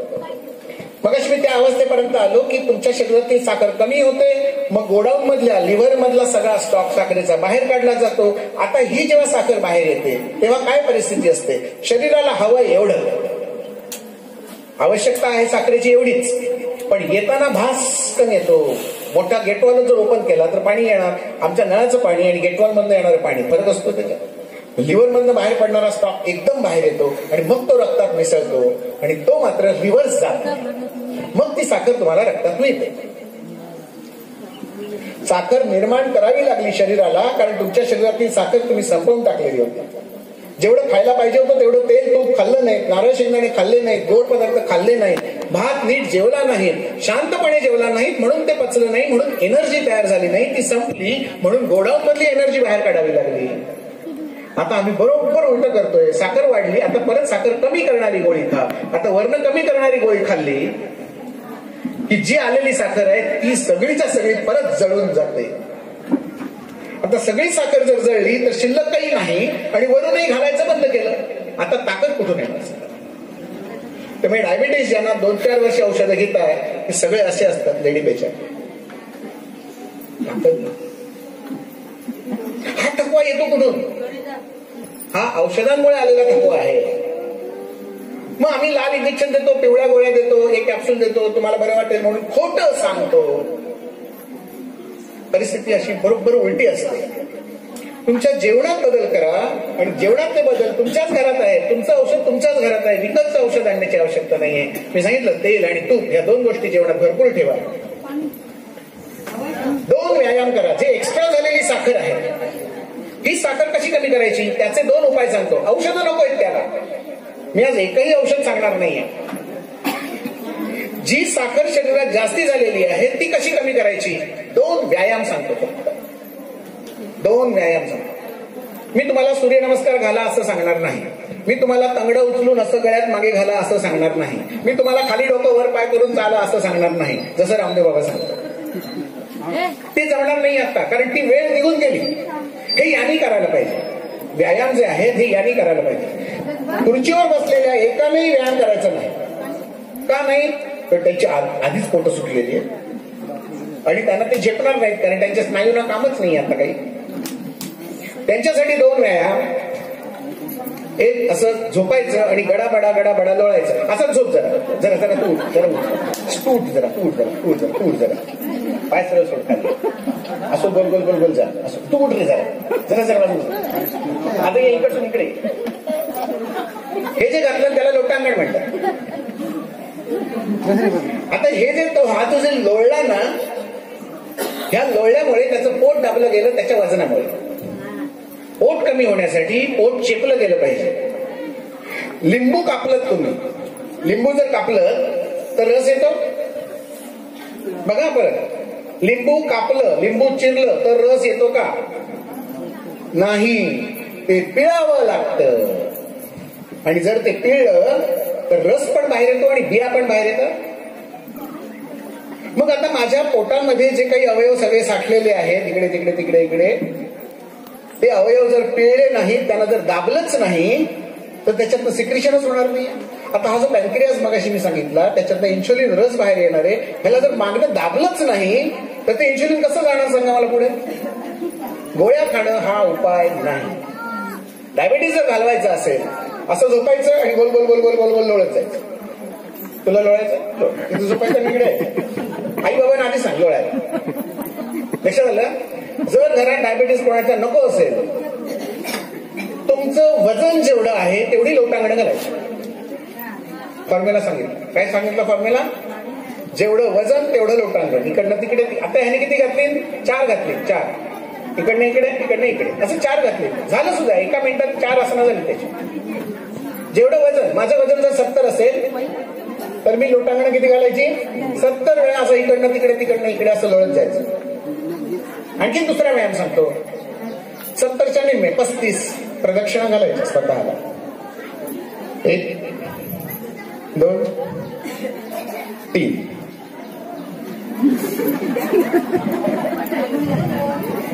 काय होणार? चक्कर येणार. का आली चक्कर? गोल गोल गोल गोल गोल गोल फिरल्यामुळे. आम्ही लहानपणी फिरलो नव्हतो असं फिरत होतो आम्ही लहानपणी. खेळ म्हणून फिरत होतो, गंमत फिरत होतो. आता तर इंग्लिश मिडियमच्या शाळेमध्ये ते रिंगा रिंगा रोजेस असं म्हणतात आणि ते फिरतात, गोलच फिरतात. हे जे गोल फिरणं आहे ना, हे गोल फिरणं महत्वाचं. जेव्हा तुम्ही गोल गोल गोल गोल फिरता तेव्हा तुम्हाला शरीरातल्या प्रक्रिया वरून खाली असतात, त्या खालून वर सुरू होतात. जेव्हा तुम्ही गोल फिरता तेव्हा. जेव्हा चक्रीवादळ येतं, तुमच्याकडे वादळ येऊन गेलं, गोल गोल फिरणारा वारा होता, काय झालं? खाली जे होतं ते सगळं वर गेलं. खाली जे होतं ते सगळं सगळं वर गेलं. कशामुळे? गोल गोल फिरल्यामुळे. शरीराला जर तुम्ही गोल गोल गोल गोल फिरवलं तर खाली जे आहे सगळं वर येईल मेंदूच्या दिशेमध्ये. किडनीमध्ये खडा आहे तो बाहेर येईल, हृदयातलं कोलेस्ट्रॉल बाहेर येईल, पॅन्क्रियास मधलं इन्शुलिन बाहेर येईल, आतड्यातला मळ बाहेर येईल, पित्ताशयातलं पित्त बाहेर येईल. सगळं बाहेर येणार आहे, फक्त गोल गोल फिरायला पाहिजे. आता हे असं गोल गोल फिरलं तर चक्कर येते, म्हणून काय करायचं? उलट आणि सुलट असं फिरायचं. एकदा असं फिरायचं आणि परत उलट फिरायचं, मग चक्कर येणार. तुम्ही कधी दही घुसळलं असेल, दह्यामध्ये रवी घालतात, रवी, आणि ती रवी अशी अशी अशी अशी फिरवली की दह्यातलं फॅट सगळं वर येतं, ज्याला आम्ही लोणी म्हणतो. जर दह्यात रवी फिरवून गोल गोल फिरवून गोल गोल फिरवून जर फॅट आम्ही वर काढू शकतो, इथलं फॅट का नाही येणार वर? आमच्या शरीराचीच रवी करायची, गोल गोल फिरवायची, एकदा अशी एकदा अशी. साधा सोपा उपाय आहे डायबेटीस कमी होण्यासाठी, रक्तदाब कमी होण्यासाठी, मूर्खडा पडण्यासाठी, कोलेस्ट्रॉल कमी होण्यासाठी, संधिवात कमी होण्यासाठी, पोटाचा आकार कमी होण्यासाठी. फक्त 2 व्यायाम सांगितले मी, एक लोटांगण आणि दुसरं प्रदक्षिणा. आणि खाली झोपून, गादीवर नाही. लोळायला सांगितलंय, गादीवर नाही. सतरंजीवर चालेल, वाळूवर चालेल, दगडावर चालेल, मातीत चालेल, वाळूवर चालेल, कुठेही चालेल, लाकडावर चालेल, फरशीवर चालेल, स्लॅबवर चालेल, बाल्कनीवर चालेल, कुठेही करा. लोळा फक्त असं.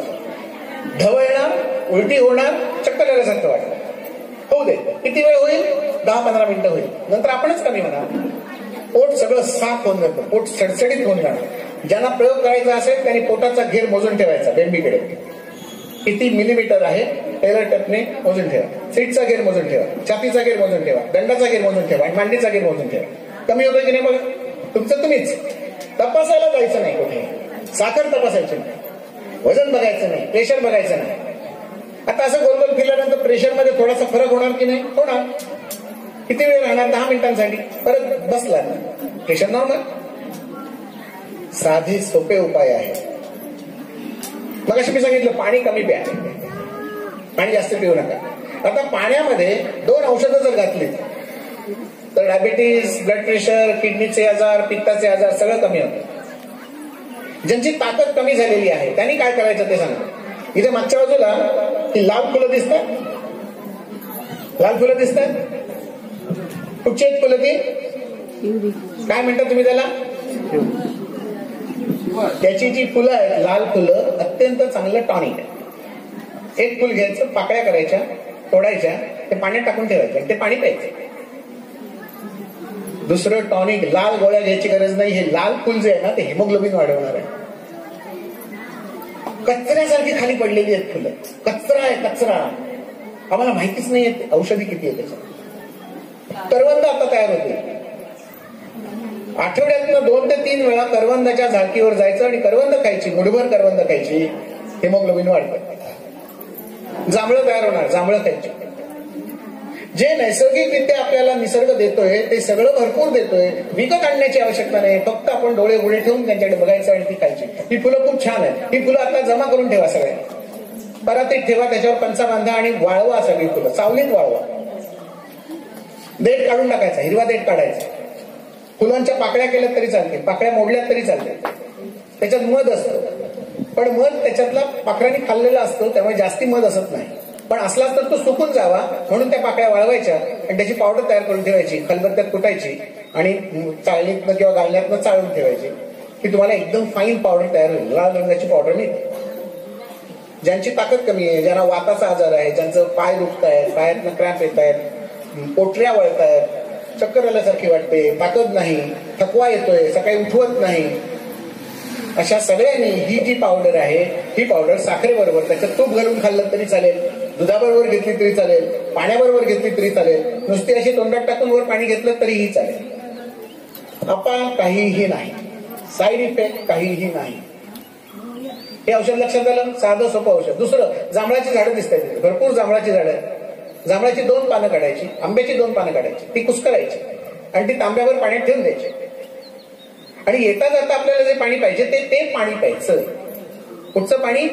जांभळाचं पान आणि आंब्याचं पान घातलेलं जे पाणी असेल ते पाणी वापरायचं. पण इथलंच आंब्याचं पान आणि जांभळाचं पान हे ताजं पाहिजे.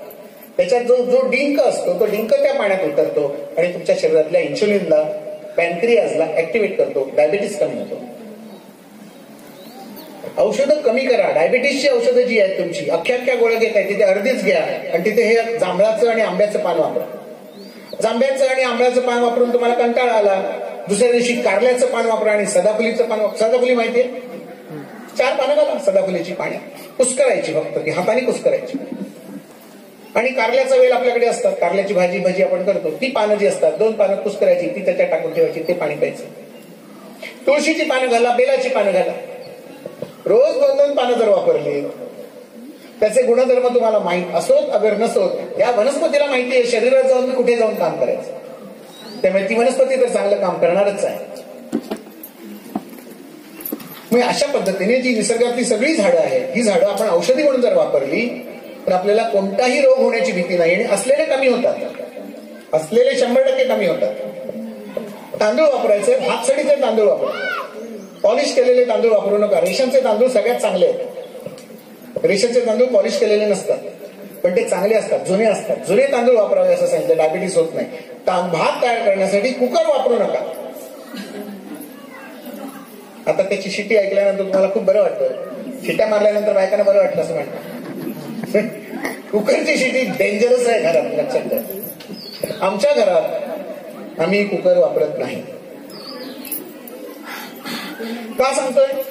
कारण तुम्ही कुकरमध्ये जेव्हा भात शिजवता तो भात चिकट होतो, अत्यंत चिकट होतो. तुम्ही अगदी त्याच्यात तांदूळ घालता, त्याच्यावर मोजून 4 मोठं पाणी घालता, झाकण लावता, वर शिटी लावता, गॅस मोठा करता आणि टीव्ही सिरियल बघायला जाता. तिथनं शिट्या मारल्या त्याने की आज जाऊन फक्त गॅस बंद करायचा, 15 मिनिटांत परत दुसरं भाग सुरू होतो. मधल्या जाहिरातीच्या वेळेला तर बंद करायचा. बरोबर टायमिंग जुळवून घेतात. तुम्ही सगळे माहिती, मला माहिती आहे तुम्ही काय काय करता.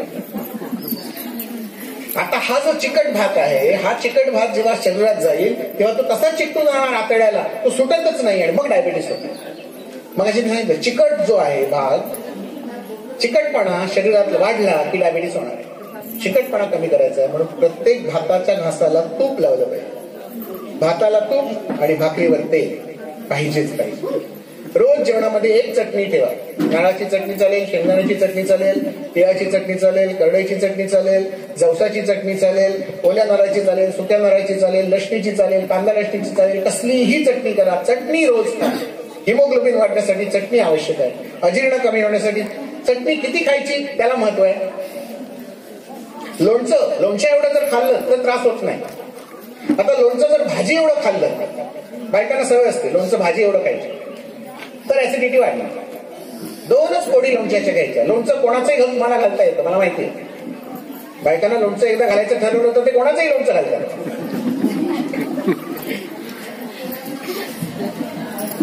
लोणच्यामधले 4 घटक महत्वाचे आहेत. घरी लोणचं करायचं. बाहेरनं विकत मसाला घेऊन ये आणि तो त्याच्यात घातला तरीही चालेल. या मसाल्यामध्ये 4 घटक महत्वाचे आहेत. पहिला घटक आहे मेथी, दुसरा घटक आहे हळद, तिसरा घटक आहे हिंग आणि चौथा घटक आहे मोहरी. हे 4ही घटक कोलेस्ट्रॉल कमी करणारे आहेत, शुगर कमी करणारे आहेत, म्हणजे डायबिटीस पण जातो, ब्लड प्रेशर पण जातं, पोट वाढलेलं असतं ते सुद्धा जातं. कशामुळे जातंय? लोणच्यातल्या 4 पदार्थांमुळे. मग लोणचं बंद कशाला करायचं? बंद करू नका. लोणचं घरी घाला आणि रोज खा. लोणच्या एवढं खा, 2च पोळी रोज. आता खायला परमिशन दिली म्हणून तुम्ही बचका भरून नाही लोणचं खायचं, मग तुम्हाला त्रास होईल. लोणचं आंब्याचं चालेल, कैरीचं चालेल, किंवा लिंबाचं चालेल, मिरचीचं चालेल, फ्लॉवरचं सुद्धा घालतात, घालू शकता तुम्ही. कसं करवंदाचं घाला आता लोणचं, अतिशय चांगलं लोणचं लागतं. लोणचं खा, आरोग्य मिळेल. तुमच्या जेवणातले पारंपरिक पदार्थ जे आहेत ते बंद करू नका. भूक लागली की जेवा, पण जे जेवायचं शेवटचं जेवण 7 वाजता करा. शेवटचा मुद्दा सांगतो आणि मी थांबतो. रात्रीचं जेवण 7 वाजता जर तुम्ही थांबवलं तर पुढे 12 तास तुम्हाला खाल्लेलं अन्न पचवायला तुम्ही एक्स्ट्रा 12 तास देणार. मी 22 वर्षात संध्याकाळी 7 नंतर जेवलेलोच नाही. मध्ये 7 वाजेपर्यंत तुम्हाला जे खाता येईल ते खाऊन घ्या, खाण्यात पथ्य काहीच नाही. मग मी सांगितलं बिनधास्त खायचं. आता जाताना आम्ही बघून आलो हॉटेल, तिथे जाऊन जेवणार. घरी आम्ही पोहोचणार रात्री 9 वाजता. 9 वाजता जाऊन जेवणार कधी? टपरीवरचं खाणं खाल्लं तरी चालेल, 7च्या आत खा. आता तुम्हाला बाहेर कावळा चिमणी खाताना दिसतील, संध्याकाळी 7 नंतर मला दाखवा कावळा चिमणी खाताना. नाही दिसत.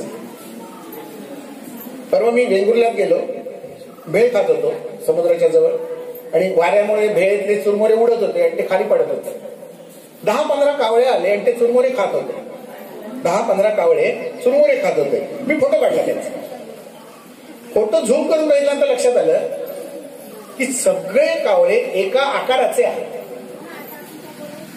यातला एकही जाड नाही, एकही बारीक नाही. व्हरायटी काय दिसते ती इथेच दिसते. सगळे पशु पक्षी एकाच आकाराचे, चिमण्या पण तशाच, कबूतर तसंच, पोपट तसाच. काय रहस्य असेल? ह्यांची जाडी का नाही वाढत? हे एकच नियम पाळतात. सूर्योदय ते सूर्यास्त या 12 तासात ते खातात. कोणतेही पथ्य न पाळता खातात, सगळं खातात. 7 नंतर खात नाही. मग ते पुढे 12 तास पचवायला वेळ देतात. शरीर पचवून मोकळं होत असतं. मग त्यांचं कोलेस्ट्रॉल पण वाढत नाही, ब्लड प्रेशरच्या गोळ्या पण घेत नाहीत, त्यांच्याकडे कोणी डॉक्टर पण नाही, आणि त्यांना ऍडमिट पण व्हायला लागत नाही. त्यांच्यासाठी कुठची पेटखळ्यात PHC पण नाही. आपण कुठे चुकतोय हे शोधण्याचा प्रयत्न केला तर तुम्हाला आरोग्य तुमच्याचकडे आहे. शोधू नका, बाहेर शोधू नका, हे सगळं आतमध्येच आहे. जसं आता कस्तुरी मृग नावाचा एक प्राणी असतो, त्याच्या नाभीमध्ये, बेंबीमध्ये कस्तुरी असते, त्याचा वास खूप चांगला असतो. तो त्या वासासाठी सगळीकडे धावतो, पण ती त्याला मिळतच नाही कुठे, कारण ती त्याच्याच पोटात असते. तसं आपलं आरोग्य झालेलं आहे. आरोग्य मिळवण्यासाठी आपण इकडे तिकडे धावतोय. इकडे तिकडे धावू नका. तुमचं आरोग्य तुमच्याच घरामध्ये आहे, तुमच्याच स्वयंपाकघरामध्ये आहे, तुमच्याच प्रथांमध्ये आहे, तुमच्या सणामध्ये आहे, तुमच्याच हिंदुत्वामध्ये आहे, तुमच्या धर्मामध्ये सांगितलेलं आहे. आता मी तुम्हाला लोटांगण प्रदक्षिणा सांगितली, हे आपल्या धर्मामध्ये सांगितलेल्या गोष्टी आहेत. देवाच्या समोर लोटांगण घालायचं. नवऱ्याच्या समोर घातलं तर फायदा जास्ती होतो. लोटांगण नवऱ्याच्या समोर, आणि नवऱ्याने काय करायचं? बायकोला प्रदक्षिणा करायचं. खूप छान परिणाम दिसतात. करून बघा. तुमचे रोग पण जातील आणि कुटुंब व्यवस्था मजबूत व्हायला मदत होईल. मला बोलण्याची संधी दिली त्याबद्दल तुमच्या मनापासून आभार. मी ठरवलंय मी 100 वर्ष जगणार. माझ्या 100व्या वाढदिवसाला तुम्ही सगळ्यांनी यायचंय. आत्ताच आमंत्रण देतो. मी थांबतो. धन्यवाद. काही शंका असतील तर विचारायला हरकत नाही. मी एक शंका विचारतो. बोला. बायपास सर्जरी झाली गेल्या वर्षी 7 जुलै, कायमस्वरूपी गोळ्या चालू त्याबद्दल सांगा, म्हणजे माझ्यामुळे पण आणि असेल ते कळेल. अगदी मस्त, एकदम चांगला प्रश्न विचार. बायपास त्यांना करून घ्यावं लागलं का? कारण ते तपासायला गेले, कुठेतरी छाती दुखत होतं, मनात भीती होती म्हणून. आता जर त्यांना विचारलं आता तुम्हाला त्रास काय? काहीही नाही. जर त्रास नाही तर औषध कशाला पाहिजे? काही गरज नाहीये. त्या झाडाच्या मुळात तिथे आग लागलेली होती. त्या आग लागलेली म्हणून तिथे पाणी घातलेलं. किती दिवसांपूर्वी? 2 वर्षापूर्वी. मोठं झाड होतं, त्याला आग लागली, तिथे 2 वर्षापूर्वी पाणी घातलं. आता त्याचं मूळ पण दिसत नाही, पण रोज जाऊन पाणी घालतो. काय उपयोग? जेव्हा आग लागली तेव्हाच पाणी घालायला पाहिजे होतं, ते घातलं. आता गोळ्या कशाला घालताय? जेव्हा त्रास असतो तेव्हाच औषध घ्यायचं असतं. पुढे जी औषधं सुरू राहतात त्याने डॉक्टरांचा मीटर सुरू राहतो. नंतर औषधांची गरज नसते. शरीर हे खूप छान यंत्र आहे. शरीरावर सोडून द्या सगळं. मग अशी सगळी औषधं बंद करता येतात का? हो, बंद करता येतात. आज अर्धी घ्या, उद्या पाव घ्या, परवा 1 घ्या. घेऊच नका, विसरा, आणि कोणालाही सांगू नका औषधं बंद करतो. कारण हे घरातले कावळे चिमणे असतात ना, ते टोचतात खूप. काही गोळ्या बंद करायच्या नसतात, कोणी सांगितलं तुला गोळ्या बंद करायच्या? भीती आमच्याच घरातली माणसं निर्माण करत असतात. आज मी गेली 20 वर्ष केवळ याच गोष्टीवर काम करतोय की रोग का वाढले. त्याचं उत्तर एकच, डॉक्टरनी दिलेली औषधं हेच रोगाचं कारण. औषधं कमीत कमी घ्या, निरोगी जीवनशैली जगण्याचा प्रयत्न करा. इथे जे वाक्य लिहिलेलं आहे, आयुष्यमान भव, निर्मय वार्धक्य आयुष्यमान भव. वार्धक्य म्हणजे म्हातारपण, निरामय वार्धक्य, वार्धक्यामध्ये कोणतेही आजार नको. तुझं वय किती आता? 47. उरलेली 50 वर्ष, मी मगाशी तेच सांगतो, उरलेली 50 वर्ष तो जर गोळ्या खाणार असेल तो किती बिझनेस देणार आहे माहितीये तुम्हाला? त्याचा आत्ताचा महिन्याचा खर्च कमीत कमी 2000 रुपये. त्याचा महिन्याचा खर्च कमीत कमी 2000 रुपये. त्याचं वय 47, 50 धरूया, उरलेली 50 वर्ष त्याच्या हातामध्ये आहे. एका महिन्याला खर्च 2000 रुपये, वर्षाला खर्च किती आला? 12,000 रुपये. नाही, किती आला? 24,000 रुपये खर्च आला. हिशोबाला 25,000 धरूया. साईड इफेक्ट औषधांचे मी गृहीत धरलेले नाही. 2000चा त्याच्यात रिक्षेचा खर्च धरलेला नाही, त्याची मजुरी धरलेली नाही. 25,000 रुपये एका वर्षाला. अशी 50 वर्ष तो पुढे जगणार. डॉक्टरने किती देणार आहे तो? 50 वर्ष गुणिले 24,000. कॅल्क्युलेटरवर सोडून तर काही मिळत नाही. 7-8 लाख रुपये होतात. 12.5 लाख रुपये होतात. 12.5 लाख रुपये आता जर त्याने बँकेत डिपॉझिट केले, नुसतं व्याजावर जगेल, काहीच करायला नको. विषय लक्षात येतोय? तुला त्रासच काही नाही आणि तू औषध घेतोय, गरजच नाहीये. भूक लागली की जे, तहान लागली की पाणी पी, झोप आली की झोप. आणि आनंदी राहा, सगळ्यात महत्वाचं आनंदी राहायचं. हॅपी पाहिजे, मूड हॅपी ठेवायचा, कायम फ्रेश राहायचं. पण विचारलं मस्त आहे आता काही आजार नाही, सगळं गेलं, सगळं. हे जे आपण सार्वजनिक आरोग्य सांभाळण्यासाठी आज गावात लघुरुद्र आहे, काय मागतो देवाकडे आपण? सगळ्यांना सुखी ठेव असं. जेव्हा आपण असे काही सार्वजनिक कार्यक्रम करतो तेव्हा आपण त्या कार्यक्रमाला उपस्थित राहायचं असतं आणि सगळ्यांच्या बरोबरीने आपण जर प्रार्थना केली तर देवाला सुद्धा ऐकावं लागतं. तू जर संकल्प केला असतो तुझा ईश्वर तुझ्या बरोबर राहणार, पण तुला औषधांची गरजच लागणार नाहीये. तुझ्यातला आत्मविश्वास जागृत करणं आवश्यक आहे. तो जर विश्वास निर्माण केलास तर भीती बाळगण्याचं काहीच कारण नाही. आणि कोणाच्या मनात प्रश्न? संधिवात झाला तर काही उपाय आता मला आठवला म्हणून सांगतो, कारण काही जणांचे असे डोकरावर पाय घेऊन आलेले होते. बाजारामध्ये खाण्याचा डिंक विकत मिळतो. खाण्याचा डिंक, बाभळीचा डिंक असतो तो आपल्याकडे इथे होत नाही, पण खाण्याचा डिंक बाहेरनं विकत जरी आणला, कमीत कमी पैशात चांगला गुणधर्म असलेला औषध संधिवातासाठी सांगतो. हा डिंक बारीक करायचा, खलबत्त्यात बारीक केला तरी चालेल. त्याची पावडर घ्यायची, हिशोबाला सांगायचं तर 50 ग्रॅम पावडर घ्यायची. त्याच्यामध्ये दुप्पट साखर घालायची. आता साखर कुठची वापरायची मगाशी सांगितलं, कुठची? खडी साखर बारीक करून घ्यायची 100 ग्रॅम. जर तुमच्याकडे असतील तर काजू, सुरांडे काजू असतील ना, न भाजलेले तर ते अधिक चांगले, भाजलेले असतील तरी चालते, 100 ग्रॅम. आणि तेवढंच तूप घालायचं त्याच्यामध्ये, 100 ते 200 ग्रॅम. आणि सगळं एकत्र करून ठेवायचं. खडी साखर, काजूगर, डिंक आणि तूप असे 4 पदार्थ एकत्र करायचे. तो खाऊ तयार होतो, डिंकाचा खाऊ या नावाचा. औषध नकोच म्हणे आपण त्याला, खाऊ आहे तो. बर्फी आहे चक्कही, काजूची बर्फी, डिंक घातलेली काजूची बर्फी. एक चमचा चावून खा. तो डिंक विरघळत नाही, तो डिंक राहतो तोंडात. फुलवायचा नाहीये डिंक, तळायचा नाहीये, भाजायचा पण नाही, कच्चाच डिंक वापरायला सांगतो. असं 1 महिना करा. तुमचे गुडघे, त्याच्यातलं जे वंगण आहे हे वंगण आपोआप तयार व्हायला सुरुवात होते. मगाशी मी सांगितलं तेल कमी पडते शरीरामध्ये, ते तेल ह्या डिंकामधनं मिळणारे लुब्रिकेशन, वंगण मिळणार आहे. आणि हा जो डिंक आहे, हा जर डिंक तुम्ही वापरला तर पुढचे 50 वर्ष संधिवाताशिवाय तुम्हाला जाणार आहे. असे अनेक फॉर्म्युले आपल्याकडे आहेत आणि हे सगळे फॉर्म्युले भिडे डॉक्टरांना माहिती आहे. तुम्ही गोड बोलून सगळे फॉर्म्युले काढून घ्या त्यांचे. आम्हाला इंग्लिश औषधं नको, आम्हाला काहीतरी औषधं अशी आयुर्वेदिक सांगा, घरगुती सांगा. तुम्हाला सगळे फॉर्म्युले सांगितले जाते. आंघोळ करताना साबण अजिबात वापरू नका. साबण वापरला की वात वाढलाच म्हणून समजा, अंगावरचं तेल सगळं निघून जातं. मी सांगतो तेल वापरा म्हणून. आणि जर तुम्ही सगळं तेल जर काढून टाकलं साबण लावून, तुम्हाला आश्चर्य वाटेल, गेली 22 वर्ष मी साबणच लावला नाही अंगाला. गेली 22 वर्ष मी स्वतः साबणच लावला नाही, चाकू पण नाही. मी चण्याचं पीठ वापरतो, काही नाही, नुसती माती वापरली तरी चालते, गरम पाणी वापरलं तरी चालेल. लहान मुलांना आपण चण्याच्या पिठाने आंघोळ घालत होतो. आम्ही लहानाचे मोठे असेच झालो. आम्ही कुठे लावलो असं आपण? जॉन्सन कुठे होता तेव्हा? आम्ही लहानाचे मोठे चण्याचं पीठ लावण्यात झालोय. नारळाचा रस काढल्यानंतर जो चव उरतो तो वाळवून ठेवा, त्याने अंग घासा. संत्री मोसंबी आणली, सालं काढली, पकडूनच खाल्लं, साली काढली, सालं वाळवून ठेवा, त्याची पावडर करा, ती अंगाला लावा. सोडून काही नसलं नारळाच्या किशा बारीक करा, मिक्सरला लावल्या तरी बारीक होतात त्याने अंग घासा.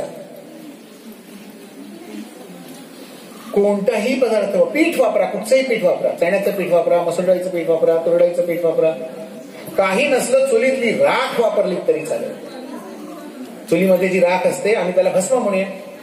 यज्ञ तयार केले जाते, यज्ञ जे होतात मोठे मोठे, त्याच्यातली जी राख तयार असते त्याला आम्ही भस्म किंवा विभूती म्हणतो, ती अंगाला लावायची. तुम्ही बघता सगळेजण साधू असे जे असतात ना, हे भस्म लावलेले असतात, असे भस्माचे पट्टे ओढलेले असतात. फॅशन आहे नाही.